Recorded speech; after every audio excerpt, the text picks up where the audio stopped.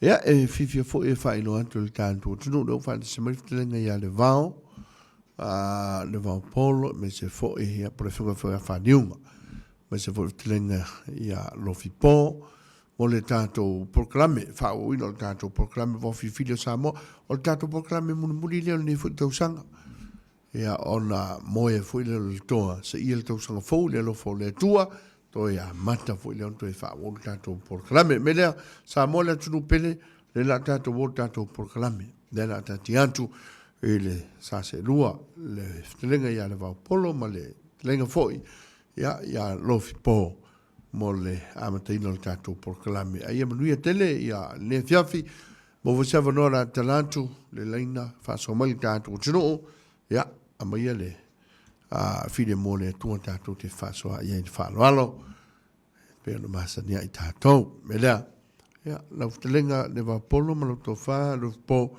tato proclame le la o le Vaofilifili o Samoa manuia foi o lo faiva moa ia ne o lo finangalo wale tunu nei fiafi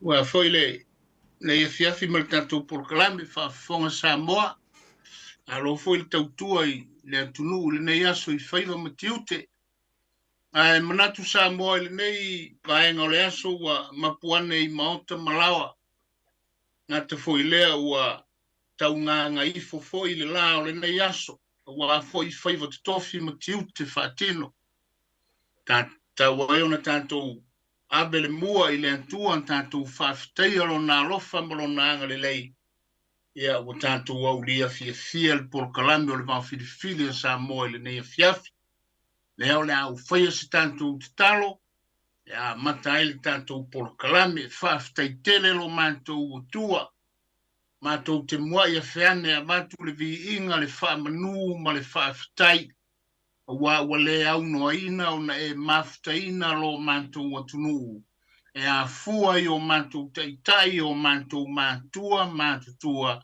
sei o ia manto whanau whaftaitele lo manto tua i ua ao whaaloloa ma ua ao mawhola e te malutia ai ma malu pui le soifua lo manto tunu o manto iai fia i le nei tūla i le polokalame o le Vaofilifili o Samoa whaaftaitele i lau tausinga le mana o lau toto e ufi le antunu le whenga iai ma whaiva tofi o le nei aso manto te ioe ma te tonu wa foinisi a inga wa mata foinisi ngā ruenga o mea uma o iai lo walofa tu noa ma lo wanga le lei manto te whaaftai ai oe lo manto watua ono mea uma wa e tāpena a wāna soifua manuia ma lo manto wola fia le manto te amantu ai le whaaftai ia te oe lo manto watua i mea uma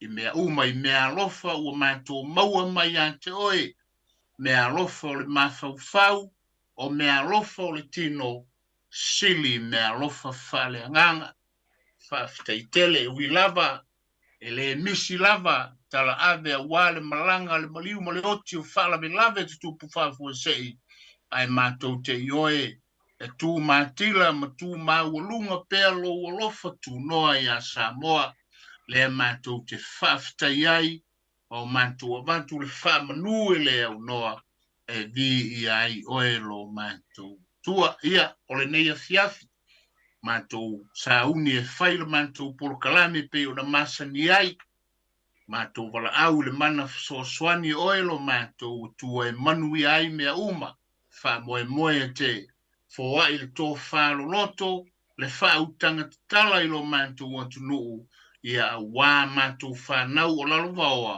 e i o lātou maua pēa wha manu ianga na e tofi mo lo mātou atunuu pele o Samoa ia wha mangalo i mātou malava e ala i le toto tā ua o lo mātou o li whaola o Yesu Keriso wā la ai le mātou wala au le neia fiafi amene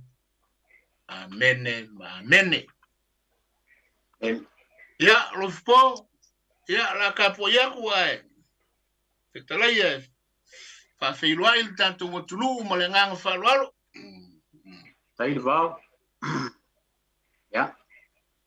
Ai o lewa mai o nai ngoni mea I mtau sa ai voyo na to liu ta o ia wal tato bata puia on tato tapau langi pa tayelo na lofa na nglele so I fu mo leola o mo le tuno ya me se fo po klam nei on fato wina I le vai aso ma le vai aso ya pa tai le lofa mo le nglele o le tua to e nai aso ia ona tato tonu le fai si ui o nei por kalame me se fai o nei tau sang ya tato pe mo le tua ni so sani mai avifile mulo so I fu mo mato wona ya tato o les que ris masi fia mo stau so fo via fataro fa tato por kalame o le Vaofilifili o Samoa por kalame muli nei o nei tau sang fataro fa tu pa tele o tato o tro ia wa ainga matama fo I mainga e malu fo I le usonga ya tu mo pule tu au mala tau ainga tai mo le va fo ti ya tai nani fo so mo le vai fo no fo mai tu langi sa ole msale o mo le no ni sa lua taman mo tele mo to le Faliuga ya o pa ia sa tu fa ia Samoa ai ali tai sam samol tu no ya se ia pa ia le lai film pule tu ya tau ilo ai malo patalo fo I la fo ngalo tofi le tua so fai tau langa lo fale le malu tau suina le po vai o le ola wa ia le so I fu mo le ola o tato o no ele ngata I Samoa ya o Atonio I fafo mo le Atonio o mato no fai patalo fatu le ngang fa lo malo so I fu mo ma le langi ma tato Peilua I fo nei aso I un tato Peilua I lungo pem fai lang ya ai le fai tu la fo ina tato tapau langi o fatano fa le mo fa lo il tono stemi on tono mai le to fa tu ya Tuipe'a na wal tato por kalami fai o nei to sanga le ba ya alor so I fu alor langi ma fatalo fo le sunga ya pali o vai se ungai to niele sunga ya pali le telo tiu te mga luenga ya langa wa ese fo il ta fo yo le o fe ngai man le uso ai ane le swafa sunga ya pali tarofa alor so I fu mo le langi ma va tarofa voi tato il sinio tato po kalame le fias ia wa ala fala tu na ia le kamo sapa e por kamo foi nga ngai foi la so mani ko ya ala nga ya ro ko ya maro so I fu mo langi ma ele mo mai suro so ka inga male uso ko o veo la fiai alor so I fu manuel Lofipo e bantu le fa fonga Samoa fatalo fatu Samoa fatalo fatu le o fai ngaluenga tofi me se foi o pai o le tunu le wa telai sa le aula fa Faliuga I lo to pai mo lo to mal ia fatalo fatu foi ma le nganga fa lo malo so I fu Lofipo alo foi le sunga le pariteli alo lava le so I fu mluia sunga le insinia ia malo tatou aulia le tatou tu vai le toe polo kalame o le nei tau sanga tatou whaafitai ua umana tatou whaafitai le anga le lei whaasoa mai o le atua I lo tau soifua ma se ola vai o au auna sa whaatino ina le tatou polo kalame ia whaafitai le atua e uilava ina na whai ma whaianga au auna au auna ina le tatou Vaofilifili ia e whaafitai lo tau on sai nisi foi teimi ua wa le tau nu le por kalame ia o nisi foi teimi ua whaianga ia al tatou por kalame muli o le nei tau sanga Samoa ia wha malulu atuai wa foi ni whale tonu le tatou por kalame inas vai tau alu ia o ina lava e matua atu iai o tau lava o matua o le antunu ia e wha mangalo o tau tama whanau lo ngalulu e atu iso se au au nanga ia ono le toe por kalame le nei po Lofipo ka pe o se po e tauna moli ai alo faanga o le por kalame a wa fo le Krismasi ia ma le tau sanga foua tanga o le koe por kalame le nei ai ia le mea foi lea Lofipo, ia se tangata na bala au mai. I le tūlanga foi lea o mea whaatau, i le maa whaatau o le antunu. Ono le toi por kalame le nei. Whapeo le maa whaatau o le antunu, e olo le teimi o wha mai lea. Ia, ai sei liwane, sei saili se ngafo le fali. O le upula le fia fisilingia, o le nafo le fali. Le mea. Saili se wal upu ai antoina. Whapea ia ai se ia uli liwane. Se saili se tasi pe saili se ngafo le fali. O le wingo le mea le Lofipo. E pe mana ia si mea sia le Tuipe'a tatu te tala no iai. Ia, ma tu wai le avanoa foi le i le antunu. Mai se lava I paanga tō tino e masani no whaasoa mai ta ma tina matua.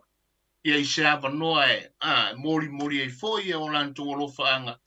Ia wa fori tanto por kalame o le Vaofilifili. Ai pe lava o le tanto toi por kalame le nei. Lofipo. Ia pe o le ala le na e wha marurua I foi le antunu. No ni wha le tonu foi o por kalame wan. Ia ai pe o le upuna ua. Fa umaile nei tau sanga. Saili se nafo le fali. Se nafo le fali. Ia po le nafo for fali, po le ale, po le antonu le winga. Ia wale mea lava lea. Umalore la unga.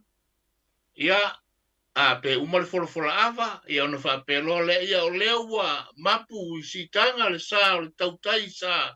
Ia o le fola ava lea. Ia ai mapu mai I loto talanga atoa, I loto fala na fola, te ia uli liwane, se saili se nafo le fale, te ia le upula lea, na fasiri mai, po lea, tonu le mea lea, o lea song siri whiru po. O leo e fasiri mai ngai le upua e masangia nga ka o e ka whaalonga wha mai ama, e whaonga le makai pusi vore le ngā. O ngā ngafa lea mo ngafa o le tunu. A le wa e fasiri mai ni. A o kawalo mawhong whao. Mga e ur fasiri. E wa o kem salor ke le o le tunu. O la e mawhong whao. I le upulea ngā awha a leo te mawhong whao le upoi le wa e mangko hoi sa o fasiri fo ia ke o e lisi. Wika ko porka la me o la le se o le ngafa ma le nafa. E pe e ka wa vero ma mo fa o kule o le nu o le nafa pe fo le o se makafa yo o se kanga kale o le o nafa male aso e wa le fe me o le sa ili se ia wa le voe ka ko fa kasi fo mal sunga ya pari wa ke le afo yo kaimi ai pari ka ko po kalame ke le avo nga mai long sao ka ko po kalame o manga FC wa ka ngo fo ma ko ma fo le upule nga fa e nga fo le ku le fe mai ya le sa se ili se nga fo le fa e pe o nga fa o fa ya o so tanga o usunga o nafa ia pe o tiute ma fai o tiute pe o le upule o le ke ka ma vo ye awa le wa le lo la ya te le tulanga le fa so me le tu po le upu le ngafa po le upu o le nafa le nafa o lo le lo po le upu le nafa nu afa ele fa ya o le o na se manatu la fa fonga le antu po le antonu le upu o le meo te lo o le nafa Sei saili se nafa ma le fale. O le tangata foi lea e fito I tonu ma le aso. E nafa ma le aso e orana ma ta fai oi e fai le aso. Ai mai hoi la no kalama ele va wa porque le ao ya e ho foi a kai wa ke le ya a ka poi mai o le sei nga fo le fa o le va ve o le fai ngaru. Ya sa ko ngwa le upu. Ya ka poi mai se ya rong nge ku malanga po nge fu ku le ka ko ngu se sa ili se nafa Se nafa. Se nafa. Maua se kasi ia. Kala ia ku lea ua. Mangai ai mai foi sun ka ku lea. Ona ole atu nu Lofipo e tele na tautala e whaonga le ka. Pe ole mele ta uele ngafa. Ai lo wante le tonunga Faasamoa mai le atu nu. Ele ole atuanga foi leo te no fuma. Ai, o lo le te le tonunga, ole nafa, ole nu. Se isaili se tasi, e nafa maleaso. Nafa maleaso. Io e. Aua au te langona e so le leia le upu le amale tula o le fale. Male tula fale. Se isaili se tula o le fale. Se isaili se nafa male fale. E nafa ma le tausinga o le fale. O le tausinga na o le fale. O le tangata le nofo e. Ai whaafeilua i malo. I pe ole. E lo lea langona Lofipo la e whaafonga mai le antunu. I le tūlanga lea saili le nafa o le fale. E ese mafuanga lo Lofipo no wa mingai le upu. Ia. Au no le tatu ia wa umalota tala loa. E whai tatu whamanuianga. Ia. Ono le tatu Tuipe'a nei. Saili se nafa o le fale. Aua a tatu tilo ia i le tala le lei. I le aua i mainga o tangata na taita ia le lalolangi. Whai mainga o mai kai ngā o mai pelo wheka ngā o mai a ma. E o mai a ma fasi le lalolangi. Whai mai ona saili lo leo se nafa o le fale. E tailo iai nei te o le whaafafonga mai le antunu. I lo lea tali torunga whai mai wa saili le antua i se tasi e sau. Afuanga tonu ala na al Christmas. I lo lea tali torunga. Ina ua saili le antua i se nafa mo le fale. I se na te au mai al whaolatanga. Lea rana mafu al Christmas. Ole mafuanga na no mai le upu. O whetau li lei foi le whesiri mo le tangata. Whai mai ole a tolu le mele a ta olena. Le whaapea i o tau Faliuga e whai al whaatau whai mai. Ia se i uli li wane se i saili se nafa o le fale. E tailo la iai la foi whaafonga mai pari stei mai sana ia foi saunoanga e. A le mele no ta ua i lo mafau le upu. Aua whai mai na saili le antua. Au mai, una le mai ama pole a kua le lalolang. Whai mai o le mafuanga tonu ala nana. Mafua ili Christmas. Wa toia fio mai lava le atua e ala ilo nalo. Se ia saidi le tangata. Ona winga ua maua le nafa o le fale. Na lai una sau Yesu. Maui le. Ta ilo la iai pari ke pe iso finangalo. O le talaina le tatu ta upu. Ia ua fui whamanuianga mo le Christmas. Pasi fua le tau songfau. Alo Vaofilifili, lenga le vau, se fo le tofa Lofipo. Ia, masalo vo ele au ese se langona i le finangalo vo pe no forosia au ai pe ia masani ata to le fa nga ino o le ngana fo ile a fa nga ile nga maleka ai ata to wo tu mata ia wingo upu ia ona mawala fia leo le upu leo le nafa. Wa sa le le ia au foi lo ngona le nafa o tiute mta fa yoi. Se le anafa ma le aso se le anafa ma le nga luenga ai a tau talangia lo le upu ngafa lo no winga o talanoa e mo sotanga ai no fa ya sotanga. Ia ai e maria wai pe ia le upu e masangi anta whalongo. Ia se o liwan si sa iri se ngafo whale. E se a se a ta whalongo wa pe se o le a nafa ma le whale. Poi se a fui whalongo wa pe ia. Te o liwan e si sa iri se o le a ngafa ma le whale. E ne ai. Pe ia le upu e masangi ana whalongo ina pe. Ia. Ka poi mai ia. Se o liwan e si sa iri se ngafo whale. Nunga winga le tau su esi so tanga o le fale. Fai ia o le fale. Ia a wala o fai ia mo so tanga. Ia masalo fo. E pe kausi la kona foi lele se kausa ili. Po o ai sao le kangaka e kakau marenga luenga lea. Awa afa pe o loka fai ia lea. O ika sau mai i. Longa winga, afa pela tu la fale. O le fai ia la valea tu la fale. O le launga. Su e po ai sao le tangata. O le kula fale o lengu e kakaunga. Nga launga. Ia le kausa ili se ngafa le fale. Winga le kausa ili se fai ia se kangaka. O so kanga ia voi le fa fai launga. Awai wailoa ia kulo ngu. Wailoa tulo. Pe sisi kunga ka ki kau. Ma fau i te iai. A le vanga ngana ma le whanga ina upu ia sao. O te au fui uia i le nafa. Ana ia me le sau no ia ia pari. I le tūlanga lea pe a whao ngā le upu ngafa. O le ala whina na uwhai antu ai whaafonga le antunu. E pule le tangata po le ngafa e whao ngā po le nafa.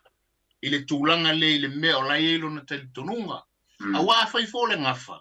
Ia lewa sau no pari e i folo tali tonunga le na tūlanga.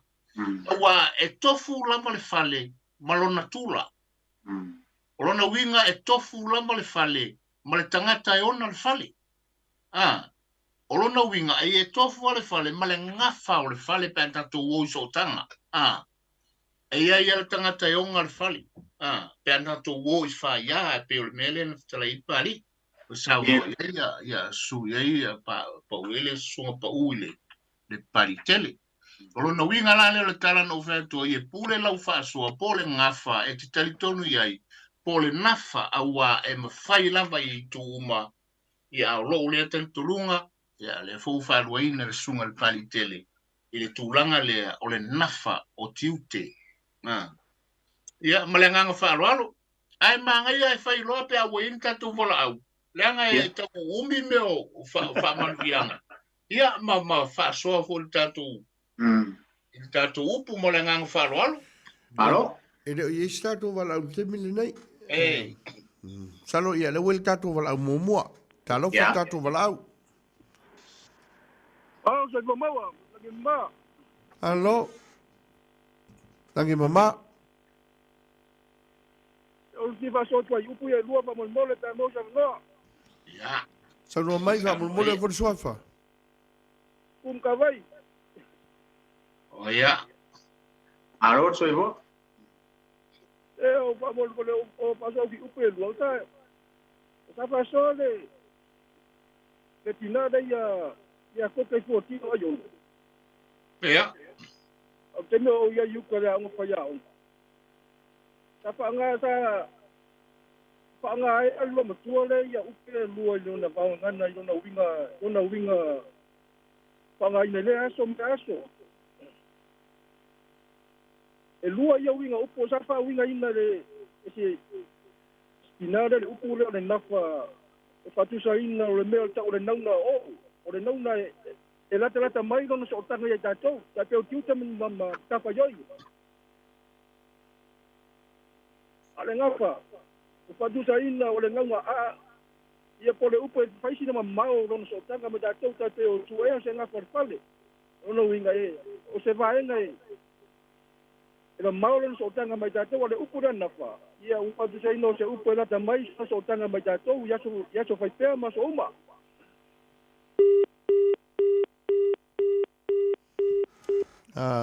ka malulu atu motu mele wala au sta mali da Ja.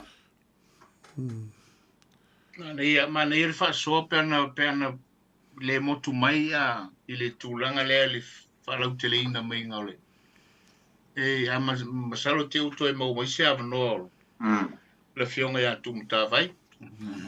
o le tau pupu e atu le finangalo tu mta vai foi le tu sai fo i ma le whaawinga ina le futa mali o le tunu koke ai ono ia e le tau whaelo ina fo ni ta mali ua loa na sao I tūlanga fui le tau I le ngana fo Yeah. whapea la o le ngafa o se sotanga mamau a o le nafa o se sotanga lata mai ma nei pa tu mo mai se avono se kau whapula Se mai se wha taitainga, mana ia.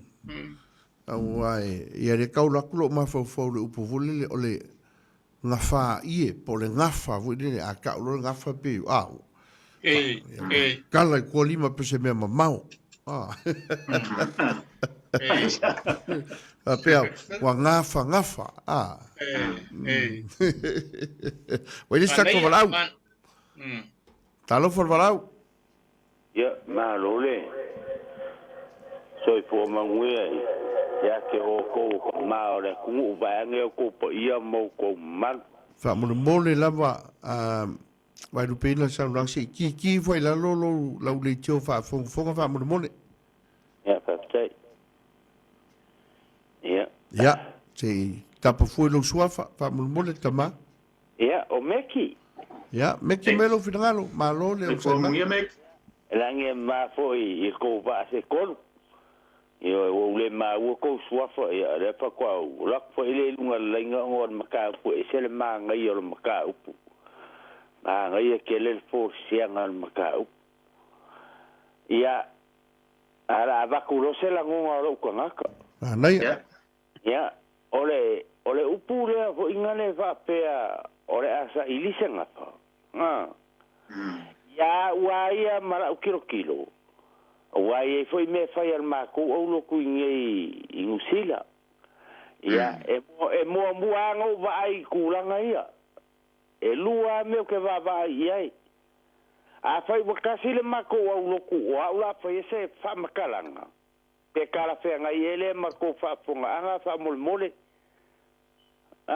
so no mai le uloku o aula fa yele le kala pe ka yangi ele me o kupu pe o le nganga le mai pe ko so moa o ka ka un fai ele o ko le ngu o ka o lo ka mo fai io le va le fo ke makai fa ali lo makai ma me va pena a faila e me mako ro ku fai no wo wai ya wa ka penga uma le mako o kale sia o le fai al kala peka yange lo ka la ku ngor ku la fale lo ka la ku I le ku la fale a ke wa ku mai ka ka le a ingare o ka mari io la musu mal mako o mek o ka mari I menga vai ia ngo mawale lo punga pe o ka ua se uli wange pe sa e ka se su sanga falfale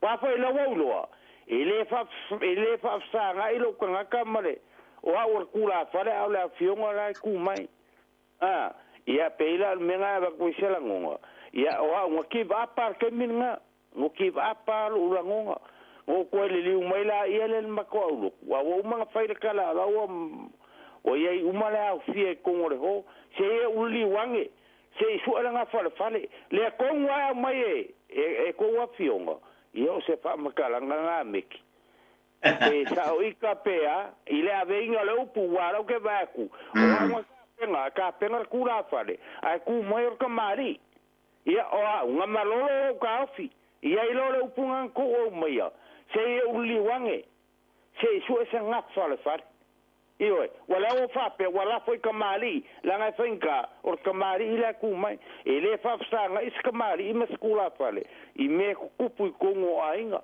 Ia pe o menga ba ko se langonga posa o e ka pese. Stai. Alo. Finangalo. Pe ine o lo fanga. Waru escoing, waru me. Anaya. E se fa so mai le tudo, ya o ma vo im fai singa walo fanga re kiki e ore omi. Ia la gol polo fanga. Ole, sa mi ku foi ole. E ke ua a le vau ma Lofipo ni ke iwa wa lai pe o lai fa uma fa fesili ma di fina ngalo meki. O le ki kau ma watu no fina ngalo fa pe o ia le ngatu I lunga. Ai ke iwa tura fale ai ke o tali ma ka mali. Ia leo koe whapea kuia. Whatali se li liwa isi sa ili sa ngā whalewhale. O te le lopa la so lua whafafonga. Ai a tia uia pe le talawhia ngai. Aua le anga a whapeo meki lea sa tu mua mua. Rona wingala. O le launga lai oe su ea se ngā whalewhale tali mai a meki. Ai le mawhai o na tu malta maali a to li liu meki koe su skura whale koe kali ta maali. Tele lopa la so lu fina ngalo. O langa lai whaafisi mai meki. Po le mea eo sa o langa mele nga whai se tu lou. Se tu lou le fina ngalo le. Malaya, nea na umaua le mai le saunoanga le songa pau ia pari le tulanga lea. Ia meki ele tupu se me fa peolo te tu atu malta mali fa peolo le fa tani la se uto ele li wane se sa ili le afai o meki la na la unga usu. Olona winga oe sa idea le nga fale tali mai tali foitau o wale. Alo le matala tatu lenga le tunu whafunga mai. Walau mai tolu fitu te silima iwa tolu. Fi faso mai. Ia ala valo tu inantu le tatu programe Vaofilifili Samoa moli ia lo faanga. Ma whamanianga ki risimasi. Waili wala au talofa. Alo se fosi tau leo tele le titi mai whamul mole ma suafa. O liu. Alo. Eu vou visitar torba mai mole. Ua faisi. Au faisi fangi funge fora o suiong o upuia ia. Wa iris na te tau tala le yang whanga uma tangata na upuna e lua me tas. Moira. Ya o ke sa ora le me tau na lua tatu ko kalama wa e au nga foi mo tukuranga la kawa. Wa e ya ris mi kiken whanga uma upuna e lua e kasere winga. O le winga la ai ngalu na pa faina na ngafa. Au le winga la tala wa ia e isa ka ka palong kara e le masangi kau kala ka be ka nga ia la sa wa na la ya le vinga na taji ka te kausa ili se na por pade yo le mera le vi ma lo ka ika su ya o le ase va na te kasi au ye ko fionga ya ma la mo mai mo lo palo lava alo pingi lo fa molenga ngana tusi la vaia ile meo la ngana fa ma wina le antunu ya ole nafa nu a fa ia lena na maua le mai le sunga pauri papali o tiute le na ia po faiva ia le nu a fa a le nga a fa ia o sotanga ma fa ia o le mela bana le ile atunu ile ngana le atustusi ma ngana fa ma wina ia sa o le lei langa o ka ko wa atautala ile ka ia malenga e tu sale ngafa foile o tiute ia male ngafa foile o sotanga a tautala ile ngafa ngafa o le fale ia pe o la tautala tangata e tiute ole ia ole ngala ai sa ole lei ai mo le fa mal mala maina male mo tatu fa nau ole nu a fa ile a onga ia o tiute na ma faiva a ole nga a fa sotanga na o usunga ma fa ia ia pe o le fasili na lena le sunga ya liu E sa to wala au talofa. Malo sai fua, lo son pari. Alo. Ia. Taftai amolo ua vanoa. Ia, malo at fo i sase e lua pure heono i sala. Ai. Se ia watua se sinta mai langona ili. Ini mata te manatua. E iai ia le matou wasenga sa fai. Ia le ole o fai si le vatu. Polua se ulu onu pule. Wafmale onu. Na o fo inei. O fai anga mai Samoa i papa ingalangala. Ia le fiona ia se iuli. Foi te mese. Ia mai foi inei mali. Ko fai ia Evelina lea Faamoe Evelina ia sa mai la le winga tonu a leo le mea lea a ta'u ia whapea o nafa o tamaitai e a fo ine ta'u la o le nu a nafa a ia ta ilo iai e wha fo i mai le langona pea whai se langona a on ngafa o le fale pe o le a Faasamoa le na sa ili ai pe a whapea o le a fai fo i se wha no fo tupu po se uso fo i wha aloa aloa a fo ine ia a se nuu i se malo ian whapea leo le fai launga ua langa whaatau ia ai a fiu mai amatala mai au ai a leua se isa ili se ngafal fale a maua se tasi ia o fai lea mātātou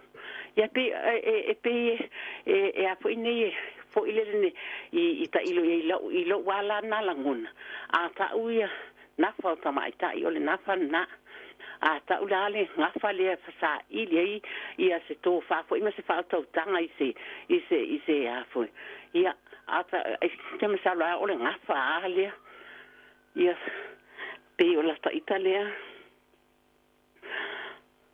pe a fa pe o sina ngalo ai ia ai le ai le pe se e langona pina ai ai pe o le langona le na ia ai fa ai mole mata upu ne fiafi ai fia vatu ana ia lo fa anga ia fa mole ia ila to fa Lofipo ia lo tele at fo i manuia la vale le Christmas i man tau sang foto sa se to a lo fa anga vatu me i se tamale fa si au ngai i me le pone o fai mata se manta vita a lo fa tele mo o lo mal ngal wenga i manuia ngal wenga le fa kasa na ia manuia le lo ngal wenga ia ai mau fo ni Christmas tatu Peilua ai mo le tātou wha moe pe a tāla soifua i eis soifua ma le ola ia wha pena fo i se au tamai i Samoa lo whainga o lo ngalue fo i tono le kalisia e wha kasa TV ia korseta se mau tāvita man whaitua ia o sale au la uma le ainga le nu o lo toa lua ia le au se mau i maangele ia avea im se epa ia o lili a fo i male whanau alo fatele mo o tau le au se mauna ia se mau wha mau ia se mau mātaio alo fa mo o tau ia o ainga uma alo tama i le au wa ainga lo tina i fusi safat ia manuia maua i tātou se kiris mas fia ia ole pe ia ma mo le atu ia lo whaanga mo nisi a o mātou numa mātou ainga ia wha pena fo ina maua le tau polo kalame ia le manui o se skirisi mas ia mas tau sanga fofia fia whaatai maulo ua manoa ina le iu whaole a manoa ia a o to tele ni so fia tau mwhaiat manuia tele manuia le po whaasoi fua ia ia po te smasi ma tau soi po ia manai te smas ia soi fo ia no anaia le anaia le nota SS ole o sta mai upu sia ole le tio fo ya sa ilinga tase se nafa ole fale ile ta penanga le tua wal fa ole tanga mole la lolangi manaia le lava e tala le tatou lenga le atunu tolu fitu te silima i tolu wala umai ia ona mo vulolo o no te fasoa mo le foi famlianga ma lo faanga mo le Christmas alo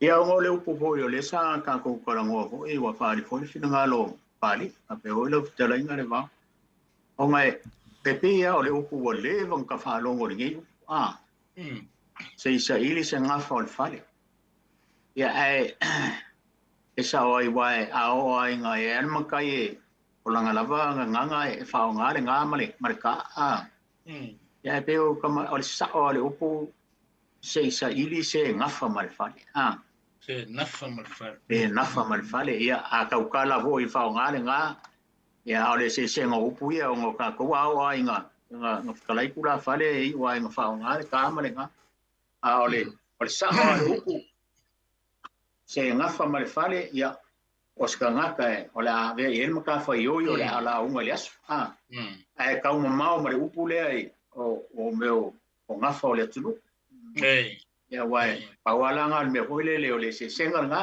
a fa ia ar kula fale ia la ka ka le nga ma le ka ia nga fa nga a le winga le upu ia se kasi o le a fa ia maka fa yo le ala unga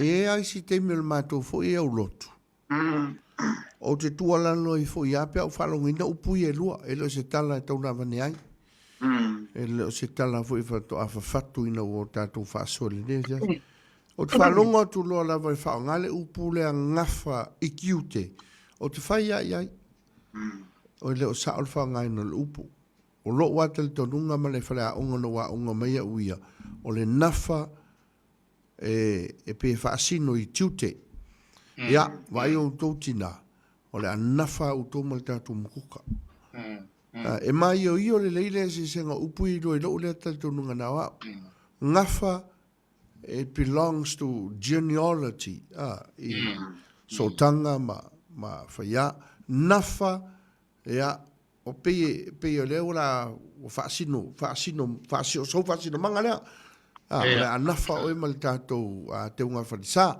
ile nei vaiaso le anafa oe ma le tatu tiute whaarumukuko le nei vaiaso ai afa peo le a masangi e fui ala tatu e whaongale upulea sau oe le la anafa oe ma tatu pusa apa te mo whalavilavi ia ona le mawhai ala ia lea ona ilo tele le se senga upu e lua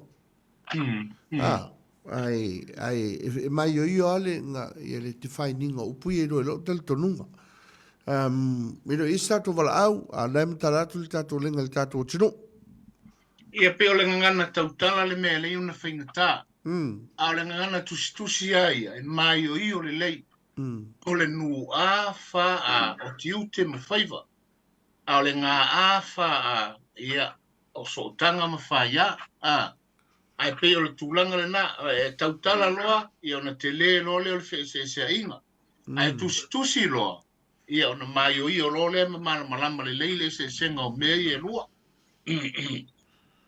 ai Lofipo e 8 minute Zaro o le roa la malama fai o por kalame o ka wenga avengi ro faanga pe fa peleo ia le o inga o pari fa mol ia e inda to lo fanga jemile o nai nai te mama tua nai paanga masani ole al tanto Vaofilifili ia pe ole o te mama tina matua na le na le ona mo mia le apanoe ave foi o lanto lo fanga e tasi ole mea e te le por kalame le tanto le tio Samoa lo mo ai apanoe mai sa tangata e masani ona ve per tanto le tio Samoa i so se por kalame ma lanto paanga e fa longo i pe ma fa fonga ai ma ia e pe ole bena e sa fiemo ila no ai Lofipo lo ia sta to valau o ia ai le valau talo fol valau talo fol to valau ia la uto e alwatu valau Lofipo ia ia ai fai alo fanga wo umale pe a fai wole se tanto valau ia ave honi ia mangoe wa nga lewa o le se ka ko valau ia ai wa mana tu foi wa la malam fai ka po kalame ia me se fore ai uia foi nga le la mai ko fan mo ko ia a wa ve ka o fai misu ia ka ko kalame o Vaofilifili mo fai mo ka ko kalame le tu sanga ia stai mi ona iftalai le wa ka ko kalame ai mo ia ko ngai ro fanga o ia uia foi na mau ia se matou foi ai ngai se vai se matou tu no le fi ongo sale aula ia le nga kai le o ko ia ma se vai foi ia le au fainga luenga tofi le tuo pa fale le malu le fi ongo sale aula mai vai tu ia wase manui o tato no mo dei matai au so se palesia e fa manui atu ia tu to le au fainga luenga tofi Krismasi ma le tausaga fou. E mai se foi o le paia o le tatou nuu. E lua mapum sa pesta mausoli, whapea foi ia talaiga sa le aula o le pule. Ia, o whalofa atu, whatalofa atu, ma whamani atu, tatou nuu. E o paia mau mamalu, e ia tele Krismasi ma le tausaga fou. Ma si foi sio mātou ainga. Sunga i le ritui, sunga ia i lawa, e ui lawa foi na sa ufitia, ia tātou ainga, o no le vai asu taruai, na le warau po ia le tua le tina o le ainga. Ia, e le wharetua ia tauranga mai uni i lawa, ia tātou lotu tele, siri wa, mawas no whanga tu mau, le maro oman sa unia mo le au keisiano, e manuia tele Krismasi o tātou ainga. Ia, whapea foi le ainga si o tamai a sao, sa poitea o e o whanongonongo mai. Ia, whapea foi tamam tua ia tautua. Ia, whapea foi tina ia whafuoi. Malai manu, palea lili. Ia, ia manuia tele Krismasi ma le tausaga fou na i o mātou ainga i ni sila. Le fionga le sa talai ia salatu nai matia. Ia man whalitua ia Fatima ma tātou ainga atoa i ni sila. Ia kilani, ia manuia tele Krismasi ma le tausaga fou. Ia whapea foi uso mtua whawhine, fionga ia msoi kalai stete ma le whanau. Ia whapea foi ia le fionga i mtua ia maisangote msina i sini. I le nei atunu, a whai o whafonga mai, ia manuia tele Krismasi ma le tausaga fou. Ia whapea foi le mātou ainga sa mai vai si ringa i sa tau pai, ma le tātou ainga atoa. Manuia tele Krismasi ma le tausaga fou. Ia whai wa iai stasi wa ngalo ia teau. Si la fia ele tua mea uma, ia. Pamanuia whatoa fo le tinao le ainga. Masi a maa whanau o lo mātou ono nofo i nei melpone. Mapea hoi whitalainga i ano po aneki o lo o. Papa au ia kilani masi on tausi. Ia keiti, ia manuia tele Krismasi ma le tausaga fou. Alofa atu mo o tau. Ia mai se foi o le whitalainga i a tau ano ma tieni. Mapea foi le fionga i a pesta. Ma le lofa alo, ia. Manuia tele Krismasi ma le tausaga fou, tātou whiro i pēi lunga sotai inga. Ia, manuia Krismasi ma le tausaga fou, lau whaafonga mai sa mō le ne fiafi, whaafutai, whaali mo le amanoa. Alo. Ia, alo, ia, o te manatu o la ua. O atu le whitalainga a Lofipo a wale nei fiafi, e foi e, la le toi o atu se alofaanga i le nuu o sa le aula o le nau whitalai Lofipo a wale tātou nuu. Pau le mea alofa atu i lau tamamatua ia Lofipo peteli na i sa le aula. Ia alofa atu i ante o le tama, ele o toi mau foi ta whailoai. Ai alofa atu la i le nuu lea o Faliuga i ngā ngai malai, le fiu fo le matua ma le uso, ia le ituala mawai ma le tama le fale le ngatai lea. Ia, o le malu i ante oe le ailawa ma upu i ante oe ngā malai. Mori atu alo whaanga i se umupele i tamali i mawhai launga i mese foi o tama whaasau o le langi o lo no manu o wasi o umupele. Wala, mori atu i a whamanuianga o le Krismasi ma le tausaga fou. Whamanui atu le Krismasi si au e kalesia le LEM, le Livingstone Evangelism Ministry, le fionga i le apostolo i a kuki aloli, me se foi le tinao le kalesia i a senior pastor aloli. Le ngata i leo le maade ese o le paia ma le mamalu le uwhainga luenga tutofia le tua mautu falitua. O toia i ina ti a kono ma falitua le paia o le kalesia le LEM. Whamanui atu le Krismasi ma le tausaga fou le nei tausanga. Talosia i alofangia le antua maua le Krismasi fia. I le tausaga fou manuia i lona alofa. Ia whamanuia le tausaga fou i le utungangana trust. I le aonga le utungangana sa whaia nei le whonatanga le whaia aonga. Ia malesunga le whaila utusi. Ia taape nei, ia momori atu le anganga le anganga o Krismasi, le anganga fia ma le anganga manuia o le tausaga fou i le alofa ma le anga le lei o le atua. O sia ua inga, sia utina matua ia potoa i le nuu o Faliuga ia whaamanu ia atu le kirisimasi ma le tausanga fau si o tua whina matua i Amerika, whanau o tua whawhine i Amerika, ia ngā tai leo tutuila, ia mori atu le whaamanu ianga le kirisimasi ma le tausanga fau, ia si au whanau pele, o si au whanau lo whengai i Samoa ma le ngā ruenga le whainga o le tātou whale, ia whaamanu ia atu le kirisimasi ma le tausanga fau, ma se fau e le whanau o loo i nei, Australia, ma New Zealand nei, ia maua e o tau le whanau se kirisimasi, ma se tausanga fau manuia. Ia, wha muringa le whamanuia o le kirisimasi ma le tausanga fau se o tau lua pele. Si au panipompo o loo tausia o le nei tausanga o mawai atu. Ia, ia manuia te le lama le kirisimasi ma le tausanga fau ia ante oe le tau lua pele. Wala au le atua e wha upopo lo maalosi. Ina ia e tō anga i pē tausi le tō ina wana Vaofilifili le Atonio. Ia Samoa au te whamanui atu le kirisimasi ma le tausanga fau a mata mai tupu mai o le Atonio. Ta i tai o le Atonio se ia o i whanau pele le ngata i lea o le au whai ngā ruenga pa ia le atua.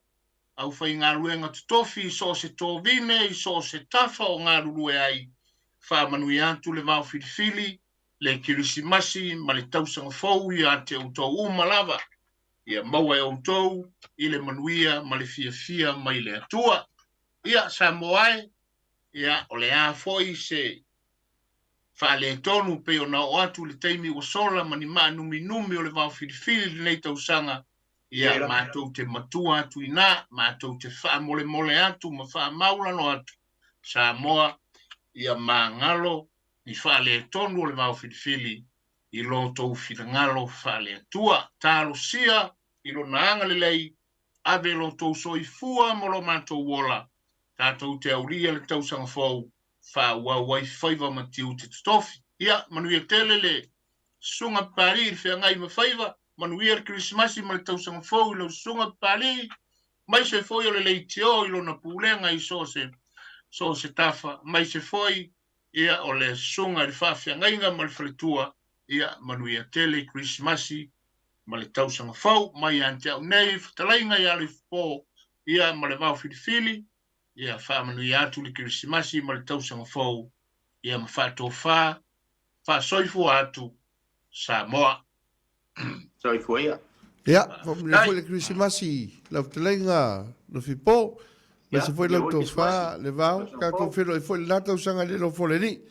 Ia, Stai wha pēi on whai, soifua ia. Soifua ia.